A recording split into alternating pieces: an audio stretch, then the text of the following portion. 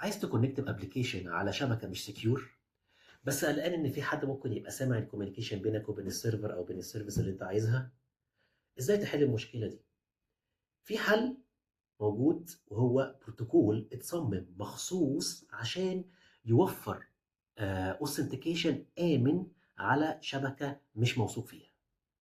الباسوردات ما تتبعتش كده في الشبكه، الانكريبشن كيز مش بتتبعت كده بشكل دايركت ما بين الانتيتيز وبعضها.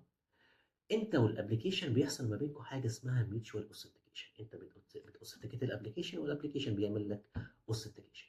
شركات كتير بتستخدم البروتوكول ده في السنجل ساين اب.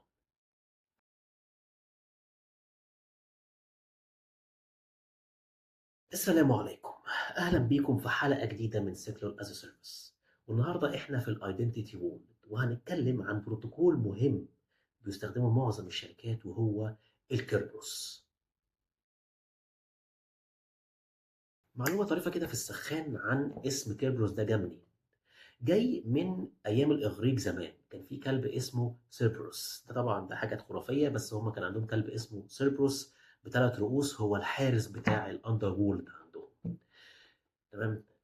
لو حد فاكر على فيلم هيركليز، كان في حادث ده اللي هو كان الملك بتاع الاندر وورلد، كان عنده كلب كده بثلاث رؤوس حارب هيركليز في الفيلم ده. روحوا شوفوا الفيلم هيعجبكم.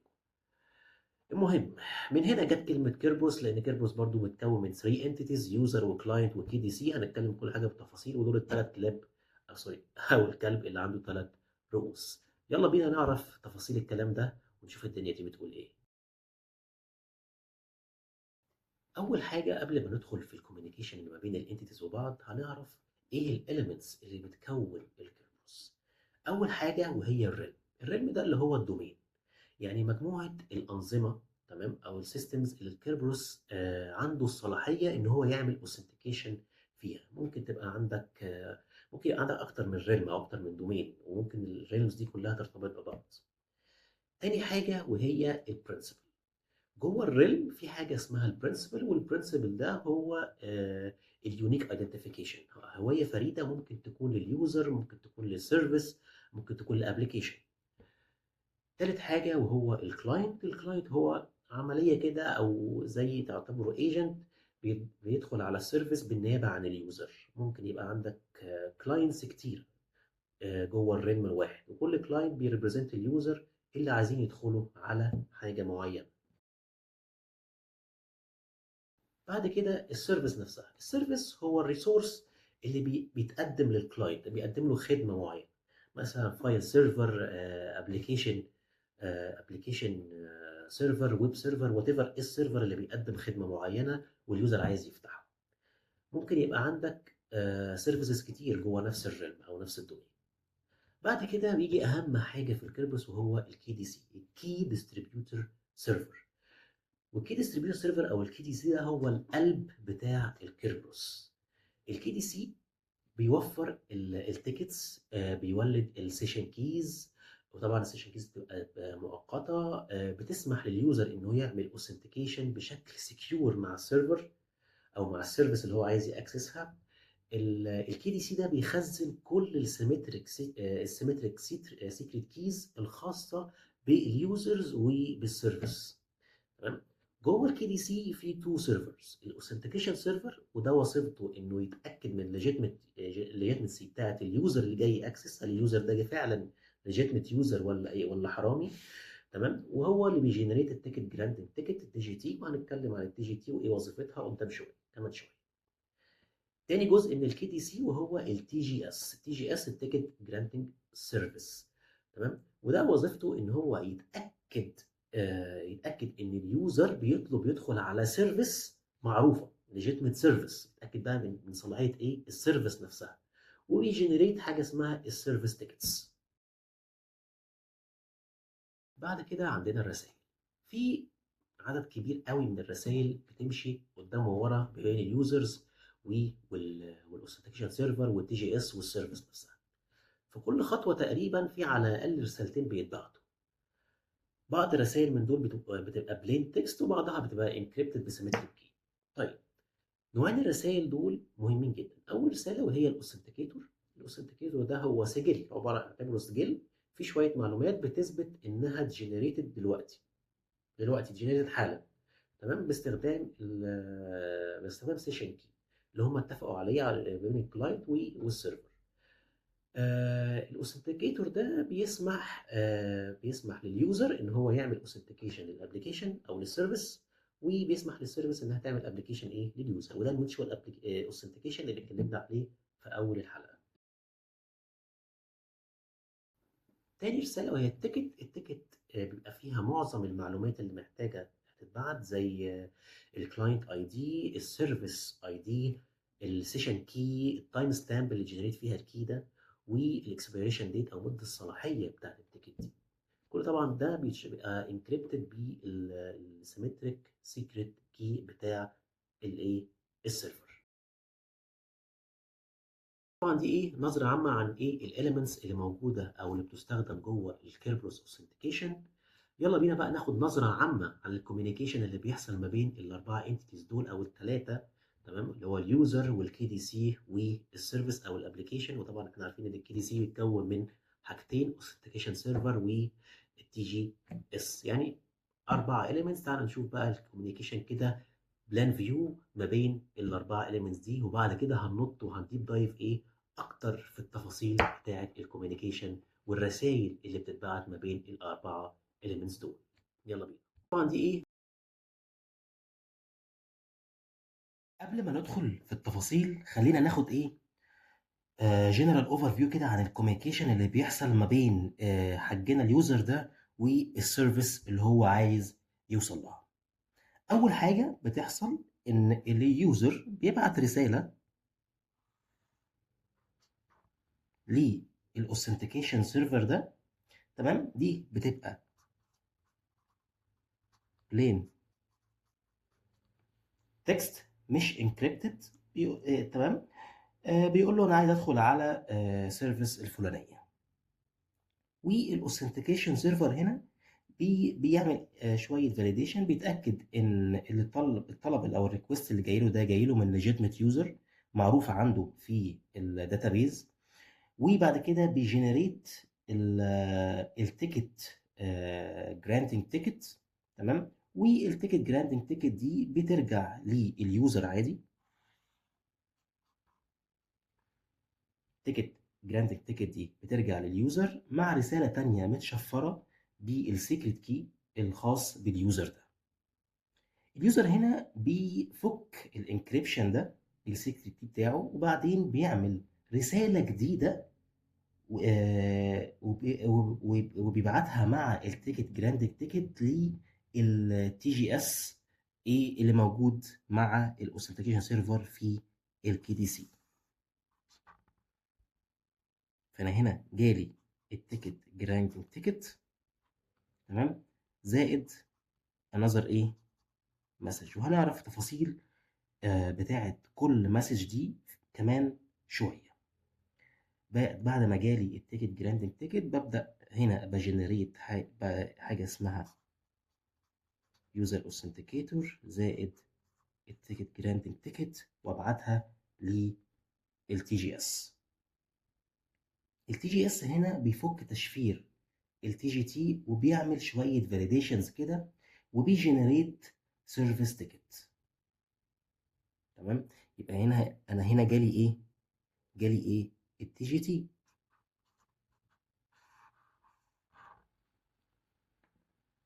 تمام.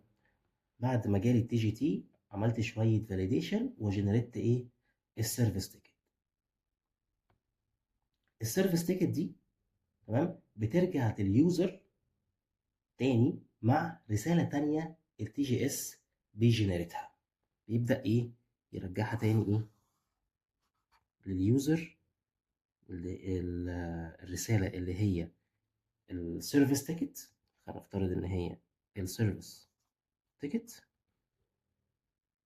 تمام، بترجع لليوزر تاني. و زي ما قلنا ان التي جي اس هيبعت السيرفيس تيكت لليوزر مع مسج تانية، وهنتكلم عن التفاصيل المسجز دي بالتفصيل كمان شويه.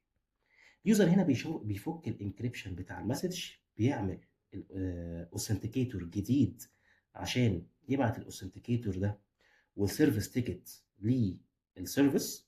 تمام، هيبدا يشحن بقى الكلام ده ايه للسيرفيس، هيجنريت اوثنتيكيتور تاني للسيرفيس، وهيبعت السيرفيس تيكت اللي جات له من التي جي اس. تمام، السيرفيس هنا هيبدا يفك الانكريبشن ويبدا يعمل فاليديشن زي الفاليديشن اللي عمله التي جي اس، ويجنريت رساله اوثنتيكيتور خاصه بيه. تمام، والاوثنتيكيتور النهائي ده اللي بيجنريته السيرفيس بيرجعه ايه لليوزر. يبقى في هنا ايه الاوثنتيكيتور بتاع السيرفيس نفسها. الرسائل دي كلها بتسمح لحجنا اليوزر ده والسيرفيس ده يعملوا حاجه اسمها ايه، حاجه اسمها mutual authentication. يعني اليوزر authenticate السيرفيس والسيرفيس authenticate اليوزر، وده بيسمح لهم هما الاتنين بيكملوا كوميونيكيشن مع بعض بشكل سكيور. طبعا الكلام ده كله على جينيريك قوي وايه واوفر فيو قوي.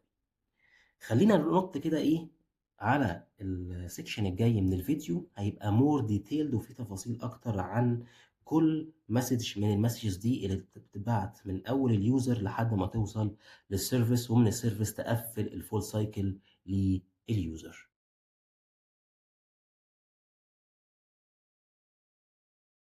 الرسالة الأولى البلين تكست اللي اليوزر هيبعتها للاوثنتيكيشن سيرفر. الرسالة فيها اليوزر اي دي، نفترض ان هو روب، السيرفيس اي دي نفترض ان هي السي ار ام، واليوزر اي بي ادرس سواء اي بي واحد مالتيبل اي بي ادرسز او ممكن اصلا يبقى مفيش اي بي ادرس، والريكوستد لايف تايم للتيكت جراندنج تيكت اللي اليوزر عايزها. اليوزرز عادة بيطلبوا لايف تايم لا نهائي علشان ما يعملوش اوثنتيكيشن تاني، بس ده طبعا ايه في كلام في الهجايس، وكده كده ده اجينست السكيورتي، والكيربرز بيتجاهل الريكوست ده اصلا وبينفورس الكونفيجرد فاليو. اول حاجه الاوثنتيكيشن سيرفر هيعملها، هيبص على اليوزر اي دي اللي جاي له في الرساله.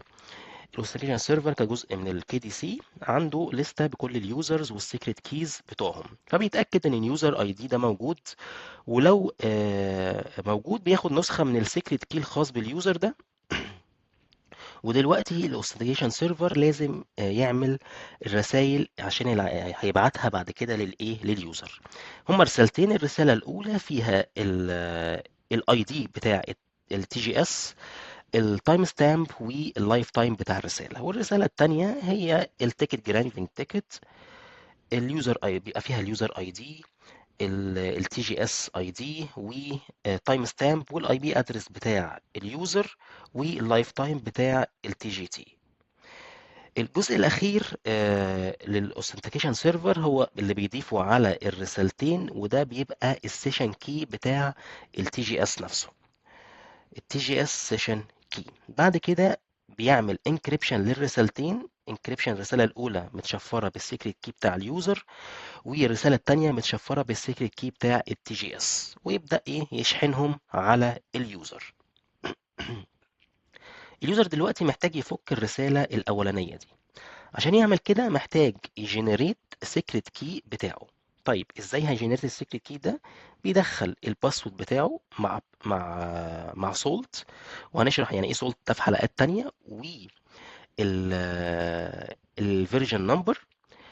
في كل ده بيتخلط في هاشنج فانكشن ويطلع لك منه الكلاينت سيكريت كي. كلاينت سيكريت كي ده هو اللي بيستخدمه عشان يفك الرسالة الأولانية، عشان يطلع منها التي جي اس سيشن كي. وطبعا ده بيبروف ان اليوزر ده ليجيتمت عشان عرف يجنريت كلاينت سيكريت كي اللي قدر يفك بيه الرسالة الأولانية اللي جاية له من الاوثنتيكيشن سيرفر. بعد كده اليوزر بيبدأ يبعت التيكت جراند تيكت دي مع رسالة تانية. اليوزر دلوقتي هيبدأ يعمل رسالتين جداد. الرسالة الأولى هي بلين تكست بسيطة فيها السيرفيس تمام، بيبقى فيها السيرفيس اللي اليوزر عايز يدخل عليها، واللايف تايم المطلوب للسيرفيس تيكت. الرسالة التانية بتبقى اليوزر اوثنتيكيتور، وفيها اليوزر اي دي وتايم ستامب وقت الرسالة دي اتعملت. اليوزر اوثنتيكيتور ده بيتعمل له انكريبشن بالسيشن كي بتاع التي جي اس. اول ما اليوزر يجهز الرسالة دي، بيبعتها مع التيكت جراندنج تيكت اللي لسه متشفرة للتي جي اس. اول ما توصل للتي جي اس، تي جي اس دلوقتي عنده شوية شغل حلوين. اول حاجة هيبص عليها على السيرفيس اي دي اللي الرسالة بيشوفها، دي مش متشفرة، فهيشوفها هي موجودة عنده اصلا ولا لا في لستة السيرفيسز بتاعته اللي هو بيقدر يقدمها. لو السيرفيس موجودة، التي جي اس بياخد نسخة من السيكريت كي بتاع السيرفيس، بعدين بيرجع للرسائل الباقية، بيفك الانكريبشن بتاع التيكت كرانج التيكت بالسيكريت كي بتاعه. تمام. جوه التي جي تي ده بيلاقي السيشن كي بتاعه التي جي اس. تمام. آه فبيستخدمها عشان آه بيستخدم السيشن كي ده عشان يفك تشفير اليوزر اوثنتيكيتور. دلوقتي التي جي اس عنده التي جي تي والاوثنتيكيتور الاثنين مفكوكين، فيبدا يعمل عمليه فاليديشن. هل اليوزر اي دي هو نفس اليوزر اي دي؟ هل التايم ستامب هو نفس التايم ستامب؟ هل الاي بي ادرس اللي جاي له ده نفس الاي بي ادرس اللي السيشن اصلا انيشيتد جايه له من اليوزر؟ هل ده ليجيتيميت يوزر بنفس الاي بي؟ تمام. ويتاكد ان اللايف تايم مش اكسبايرد. اخر حركه بيعملها او اخر فاليديشن بيعملها، تي جي اس عنده كاش فيها الاوثنتيكيتورز اللي وصلته قبل كده، فبيتاكد ان الاوثنتيكيتور اللي لسه واصل له مش موجود في الكاش قبل كده. التشيك ده بيوفر بيعمل ريبلاي بروتكشن. تمام. لو الاوثنتيكيتور مش موجود في الكاش، خلاص هيزوده في الكاش وهنكمل عادي. لو موجود يبقى ده هيشك ان ده ريبلاي اتاك. التي جي اس دلوقتي بيعمل الرسائل الخاصه بيه اللي هيبعتها لليوزر. الرساله الاولانيه فيها السيرفيس اي دي اللي اليوزر عايز يدخل عليها، والتايم ستامب واللايف تايم بتاع الرساله.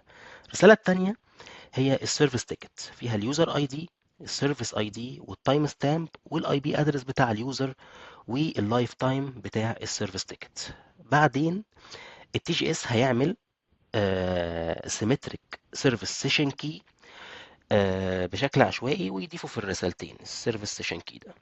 وبعد كده طبعا اخر خطوه هيعمل انكريبشن. الرساله الاولى متشفره بالسيشن كي بتاع التي جي اس، والسيرفيس تيكت متشفره بالسيكريت كي بتاع السيرفيس نفسها، ويبدا يشحنهم على مين؟ على صاحبنا اليوزر. اليوزر دلوقتي عنده شويه شغل يعمله.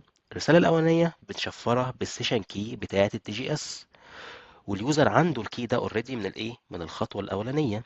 دلوقتي هو عنده نسخه من السيرفيس سيشن كي. تمام. اليوزر بيعمل دلوقتي هيبدأ بعد ما يفك الرسالة الأولانية بالتي جي اس سيشن كي ويعرف السيرفيس سيشن كي، هيبدأ يكون الاوثنتيكيتور الجديد. الاوثنتيكيتور ده بيتم تشفيره عن طريق السيرفيس سيشن كي اللي طلعت له من الرسالة الأولانية. تمام. هو كده عمل انكريبشن يوزنج السيرفيس سيشن كي للاوثنتيكيتور اللي هيشحنه بعد كده هو والسيرفيس تيكت على مين؟ على السيرفيس نفسها. دلوقتي دور السيرفيس انه يشتغل، والخطوات هنا شبه قوي الخطوات اللي حصلت في التي جي اس. السيرفيس بيفك التشفير السيرفيس تيكت بالسيكريت كي بتاعه عادي، ده بيوصله للسيرفيس سيشن كي، وبيستخدم السيرفيس سيشن كي دي عشان يفك تشفير اليوزر اوثنتيكيتور. دلوقتي الرسالتين عنده مفكوكين، يقدر يعمل ايه؟ يعمل الفاليديشن، فاليديشن لليوزر اي دي، فاليديشن للتايم ستامب، وفاليديشن للاي بي ادرس، وكمان فاليديشن لللايف تايم، يشوف هي السيرفيس تيكت دي expired ولا لا. السيرفيس هنا كمان بيحتفظ عنده كاش زي التي جي اس، فهيتشيك برضو على الكاش هنا عشان يمنع الريبلاي اتاكس، يشوف الاوثنتيكيتور اللي جاله ده هو جاله قبل كده ولا لا، ولو مش موجود خلاص هزوده في الكاش وايه، ونمضي في طريقنا. بعد ما ازوده في الكاش، تمام، هنبدأ هنا بقى ايه؟ السيرفيس محتاج يعمل رسالة الاوثنتيكيتور الخاصة بيه هو بقى عشان يبعتها لليوزر. والسيرفيس اوثنتيكيتور هي فيها السيرفيس اي دي والتايم ستامب، والاوثنتيكيتور ده بيتم تشفيره بالسيرفيس ستيشن كي ويتشحن على اليوزر. اليوزر دلوقتي بيبص على الرسالة دي، الرسالة طبعا متشفرة بالسيمتريك سيرفيس ستيشن كي، فبيفكها بنفس الكي تمام اللي هو استلمه قبل كده، استلم السيشن كي ده ايه من التي جي اس قبل كده. اليوزر بيتأكد ان اسم السيرفيس هو اللي موجودة في الاوثنتيكيتور هو نفس السيرفيس اللي هو عايزها، وخلاص تمام. وده كده بيكمل ايه الميوتشوال اوثنتيكيشن، كده اليوزر اوثنتيكيت للسيرفيس والسيرفيس اوثنتيكيتد ايه لليوزر. وزي ما التي جي اس والسيرفيس عندهم كاش، اليوزر برضو عنده الكاش بتاعه. وبما ان ده ميوتشوال اوثنتيكيشن، فهنا بيخزن في الكاش نسخة من السيرفيس تيكت المتشفرة عشان يستخدمها بعد كده في الايه في الفيوتشر، عشان لو عايز سيرفيس نفس السيرفيس من نفس السيرفر. وكده هنبقى انتهينا من ايه؟ من لفتنا السريعه على الكيربروس، وتكون انتهت حلقتنا النهارده من الايدنتيتي وورلد. تمام. شكرا طبعا جدا على المتابعه، اتمنى الفيديو يكون فاتكم باي معلومه مفيده او اي معلومه جديده. لو الفيديو عجبكم ارزعوني واحد لايك، لو ما عجبكمش ارزعوني واحد لايك برضو ما يهمش. لو عايزين تعرفوا الابديتس اول باول اعملوا اشتراك في القناه لو ما كنتوش مشتركين اوريدي اصلا. لو آه عندكم اي كومنتس، عندكم اي اقتراحات، عندكم اي افكار لحلقات الجايه في اي وورد من الووردز اللي على الشانل، حطوا لي في الكومنتات ايه التوبيك اللي انتوا تحبوا اتكلم عليه. السلام عليكم.